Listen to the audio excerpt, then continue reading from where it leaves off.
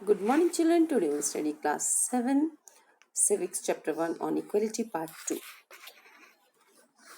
Part 1 में हमने देखा कि इक्वालिटी किस तरीके से हमने देखा था काइंड्स ऑफ। एक तो हमने देखा कि कांता की कहानी के साथ हमने पहले वीडियो में देखा कि ये जब वो वोट देने जाते हैं तो वो सब कुछ इक्वल था वहाँ पे। फिर कांता को लगता है कि नहीं, सचमुच हम लोग इक्वल हैं क्या और आर इक्वल। ऐसा क्यों वो फील कर रही थी? क्योंकि जब उसको छुट्टी चाहिए थी तो उसको छुट्टी नहीं मिलती है, और जब उसको डॉक्टर के पास उसको गवर्नमेंट हॉस्पिटल में लंबी लाइन लगानी पड़ती है, जबकि जो उसके मालिक है थे जैन साहब, उनको लाइन नहीं लगाना पड़ता था। तो ये सब चीज़ें सोचकर कांता को लग रहा था कि इन इक्वालिटी तो नहीं है करके। और फिर हमने देखा किस तरीके से कास्ट को लेकर इनइक्वालिटी थी। और वाल्मीकि के बारे में हमने देखा, ओम प्रकाश वाल्मीकि को किस तरीके से स्कूल में ट्रीट किया जाता था, ये हमने देखा। और फर्स्ट वीडियो में हमने देखा मिस्टर एंड मिसेस अंसारी को किस तरीके से रेंट, उनको घर चाहिए था किराए पे, रेंट पे, तो उनको घर नहीं मिल रहा था, है ना। ये सारी चीज़ें हमने देखी थी इसमें। रिकॉग्नाइजिंग डिग्निटी, डिग्निटी मीन्स होता है गरिमा, गौरव, सान, इसको कहते हैं डिग्निटी।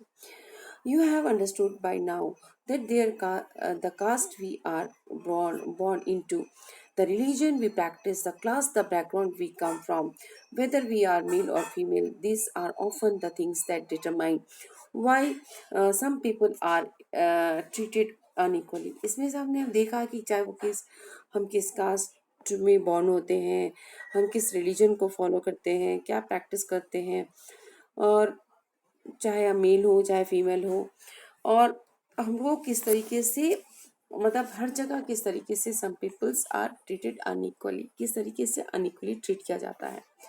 जैसे ओम प्रकाश वाल्मीकि और अंसारी, उनको अनइक्वली ट्रीट किया जाता था किस बेसिस पे? उनके कास्ट और रिलीजन के बेसिस पे, है ना। क्योंकि वाल्मीकि क्या थे, दलित वर्ग को बिलोंग करते थे, और अंसारी जो थे वो दूसरे रिलीजन को बिलोंग करते थे, इसीलिए उनके साथ अनइक्वल ट्रीटमेंट हो रहा था। When the persons are treated unequally, their dignity is violated. जब किसी के साथ हम अनइक्वली ट्रीट करते हैं किसी को, है ना, उनकी डिग्निटी क्या होती है, उनकी जो शान है, उनका जो गौरव है, वो उसका उल्लंघन होता है ना, वायलेटेड होता है। The dignity of the both Om Prakash Valmiki और अंसारी आर वायलेटेड। क्यों? दोनों की डिग्निटी, गरिमा का उल्लंघन हुआ। क्यों? क्योंकि उन्हें बहुत बुरी तरीके से ट्रीट किया गया by picking on him and making him. और क्यों वाल्मीकि को स्कूल में पढ़ने नहीं दिया जाता था, उसे कहा जाता था झाड़ू लगा।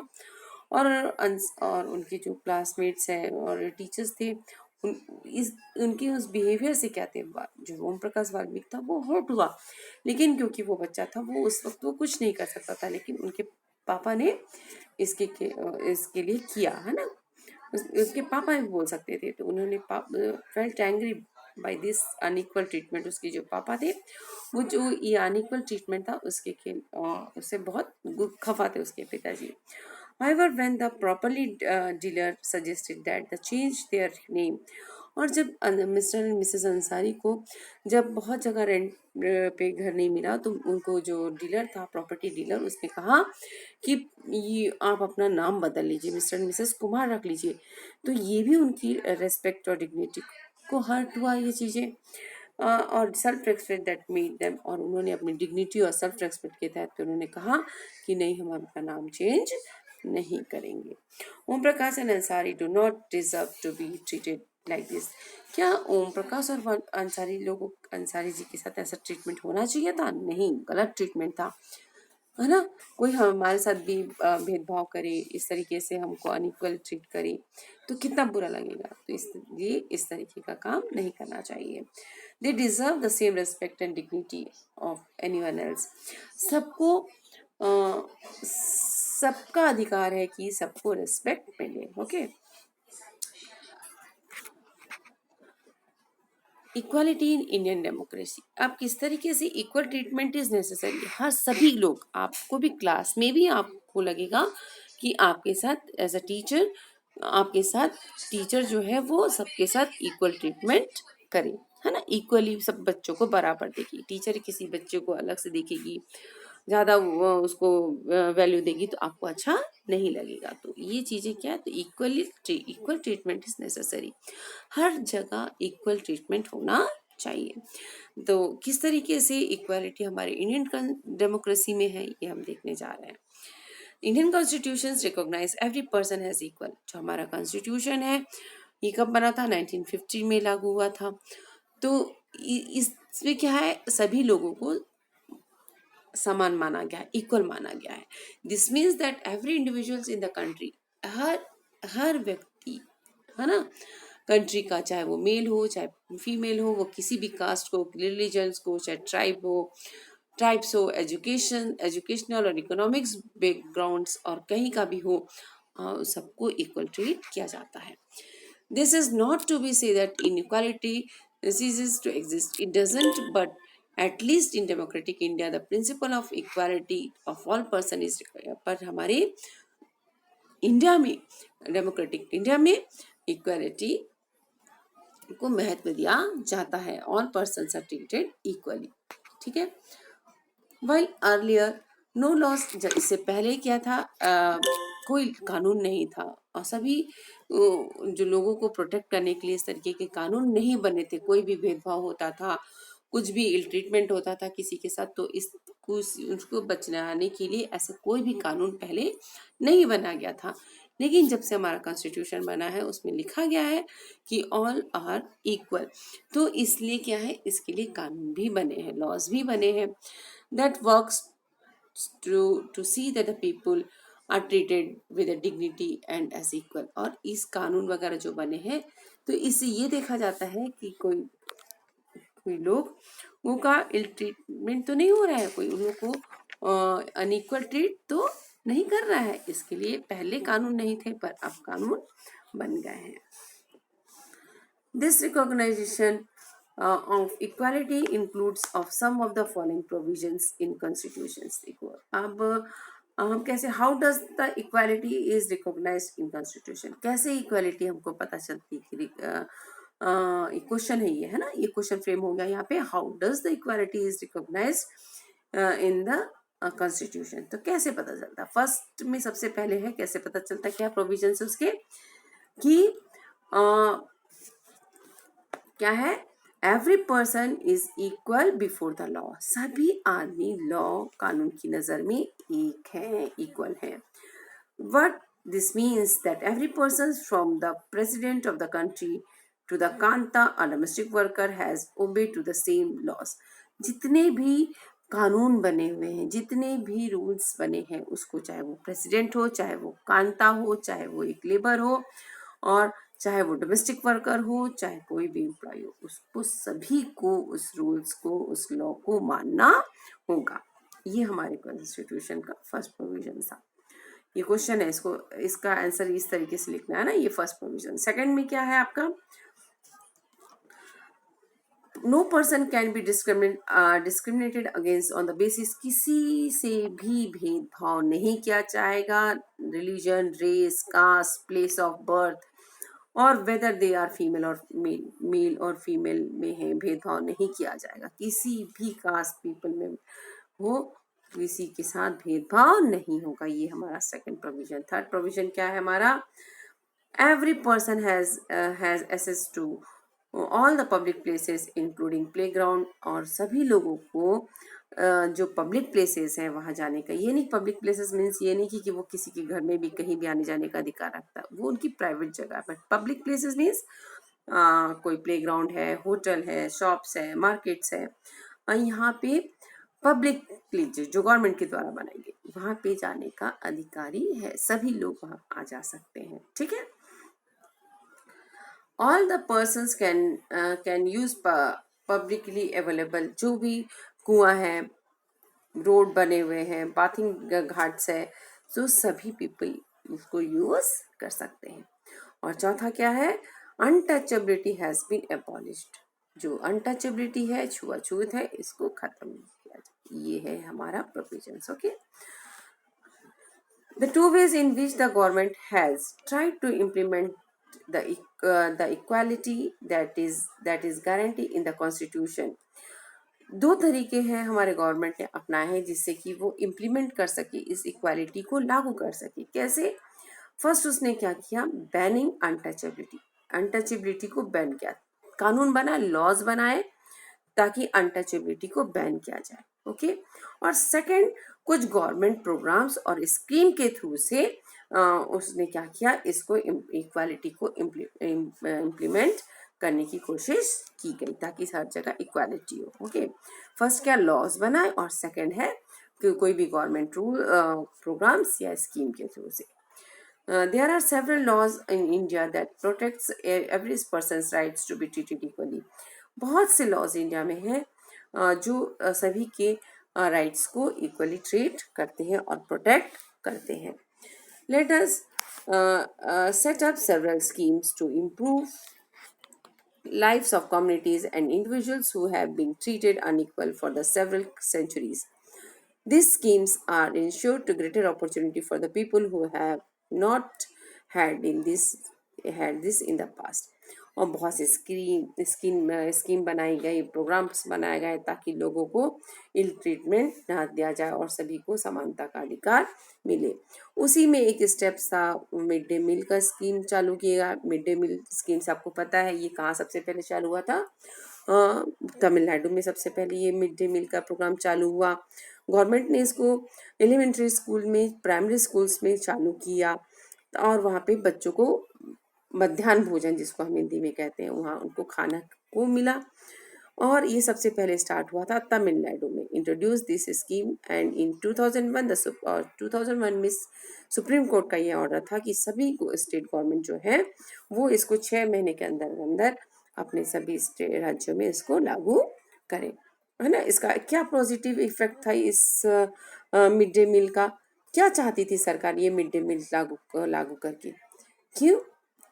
जो बच्चे स्कूल नहीं आते थे वह एटलीस्ट गरीब घर के बच्चे खाना खाने के लिए ही स्कूल आएंगे। उसका क्या प्रभाव पड़ा देखो, क्या इफेक्ट है positive? This include the fact that the more poor children have begun enrolling and regular attending the school. जब मिड डे मील स्टार्ट हुआ तो बहुत से पुअर परिवार के बच्चे डेली स्कूल आने लगे, है ना। अटेंडेंस बढ़ गया उनका, है ना, वो ज़्यादा से ज़्यादा नंबर में स्कूल आने लगे। Teachers reported that the early children would often go. जब टीचर्स ने बताया कि पहले बच्चे आते थे लेकिन वो क्या करते थे, दोपहर होते तक अपने घर चले आते थे कि लंच के लिए, और उसके बाद वो घर स्कूल वापस नहीं आते थे। Their attendance has improve. अब इसके मिड डे मील के कारण क्या है, उनका अटेंडेंस भी इम्प्रूव हो गया है। अब पहले मम्मी लोग को क्या करना पड़ता था, अपने काम को छोड़ के बच्चों को खिलाने के लिए वो आती थी, interrupt their work to feed their children and at home during the day. और अपने काम को छोड़कर वो बच्चों को खाना खिलाने आती थी। नाउ नो लॉन्गर इस अब लेकिन इस तरीके का काम करने की ज़रूरत नहीं है। This programme has also help to reduce the caste. और इससे क्या हुआ है, जो कास्ट के चलते जो भेदभाव हो रहा था वो भी बंद हुआ। क्यों? क्योंकि सभी चाहे वो किसी भी कास्ट का हो, गरीब हो, अमीर हो, बच्चे जो है दी गवर्नमेंट स्कूल में जा रहे हैं तो वो क्या है, सब एक साथ बैठ के few children in the school eat the meal together, वहाँ एक साथ भोजन करते हैं। दलित वुमेन हैड, और बहुत सी दलित तो जो औरतें हैं उनको इससे क्या मिला, रोजगार भी मिला। वो लोग, उनको खाना बनाने का काम यहाँ दिया गया। The mid day meal programme also help to reduce. Mid day meal programme से क्या और मिला, hunger, reduce the hunger of the poor. जो भूख थी गरीब बच्चों की उसको मिटाई गई और वो कम स्कूल आने लगे। कैनॉट, और जब वो भूख के कारण क्या होता था, जब उनको भूख लगी होती थी तो वो जब भूखे रहते थे वो तो कॉन्सेंट्रेट नहीं कर पाते थे अपनी पढ़ाई पे, है ना, क्योंकि उनका पेट खाली होता था, उनका ध्यान सिर्फ भूख में लगा रहता था, वो पढ़ाई में ध्यान नहीं दे पाते थे। तो जब से ये मिड डे मील का प्रोग्राम चालू हुआ तो इससे क्या हुआ कि ये जो कंसंट्रेशन है उनका, कंसंट्रेट बढ़ा पढ़ाई की तरफ, सिर्फ उनका ध्यान भूख में नहीं रहता था।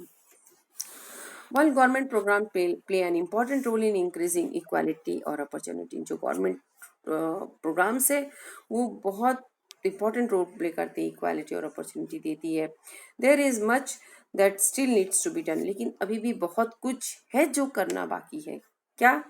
While the mid day meal program has helped to increase the mid day meal program से क्या हुआ कि enrollment बढ़ा, attendance बढ़ी, स्कूल में बच्चे आए ज़्यादा से ज़्यादा. There continues to be the big difference in our country between schools that in rich attendant or those that are poor attendant. आज भी हमारे जो स्कूल्स हैं वहाँ पे बहुत ही ज़्यादा डिफरेंस है. जहाँ पे बिग रिच लोग आते हैं, जहाँ पे पुअर अटेंडेंट है, तो उन दोनों में बहुत काफ़ी फर्क है. Even today, there are several schools in the country in which Dalit children like Om Prakash Valmiki. आज भी बहुत से ऐसे स्कूल हैं जहाँ पर डिस्क्रिमिनेशन होता है, भेदभाव होता है, वाल्मीकि जैसे बच्चों के साथ इल ट्रीटमेंट होता है. These children are forced into the unequal situation in which their dignity is not respected. आज भी ऐसा हो जाता है कि उनकी डिग्निटी को रेस्पेक्ट नहीं किया जाता है. While the programs may not reach role increasing the opportunity. Okay, ये देखिए हमने पढ़ा इसको. Respect this because people refuse to think them as equal even though the law requires it. लेकिन आज भी लोग भेदभाव करते हैं जबकि इसके लिए कानून बना है कि भेदभाव नहीं करना है, फिर भी कुछ लोग ऐसा करते हैं. One of the main reason for this is that the attitude change very slowly. क्या है, लोगों का जो एटीट्यूड है वो बहुत धीरे धीरे ही चेंज होता है. Even though the persons are aware that the discrimination against the law, they continue to treat people unequal on the basis of their caste, religion, disability, economic status, and because they are women. It is only जबकि लोग जानते हैं कि ये कानून के खिलाफ है, अगेंस्ट द लॉ है कि आप किसी को भेदभाव करो, चाहे वो वुमेन हो, औरतें हो, चाहे उनका बेसिस पे, किसी भी बेसिस पे उनको आप रिलीजन के बेसिस पे अनइक्वल ट्रीट करो, या उनके डिसेबिलिटी के रूप में, या उनकी इकोनॉमिक स्टेटस के रूप में, यदि आप उनको क्या कर रहे हैं, आप अनइक्वली ट्रीट कर रहे हैं, तो लॉ के अगेंस्ट है ये. It is only when the people begin to believe that no one is inferior and that every person observed to be treated with dignity, that present attitudes can change.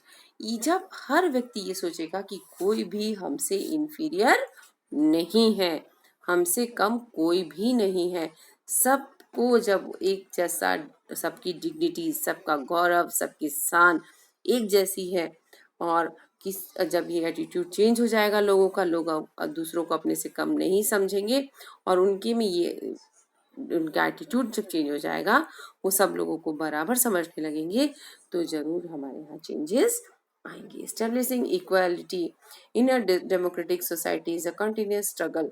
और equality को इस democratic society में लाना एक बहुत ही बड़ा संघर्ष है, and one in which individual as well as the various communities in India contributes to, and you will read more about this. और इसके लिए बहुत सी सोसाइटीज़ में लोगों ने, बहुत से कम्युनिटीज़ में इंडिविजुअल लोगों ने भी बहुत इसके लिए स्टेप उठाए. जैसे डॉक्टर भीमराव अंबेडकर जी हैं, उन्होंने भी अनटचेबिलिटीज़ के लिए, अनइक्वालिटी के लिए इन्होंने काम किया है. और इनका जो जन्मदिन है, हम बोल सकते हैं 14 अप्रैल जो रहता है, उसको हम समानता के दिन के लिए भी जानते हैं, है ना, इक्वालिटी के लिए. तो इन्होंने सेल्फ रेस्पेक्ट, इन्होंने बोला है, it is disgraceful to live at the cost of one self respect. Self respect is the most vital factor in the life, without the man, है ना. तो ये इन्होंने अनटचेबिलिटीज, दलित वर्ग के लिए डॉक्टर भीमराव अम्बेडकर जी ने बहुत काम किया है. ओके, और ये था पार्ट 2. इसको आप रीड आउट कीजिएगा और हम फिर नेक्स्ट वीडियो में आगे बढ़ेंगे.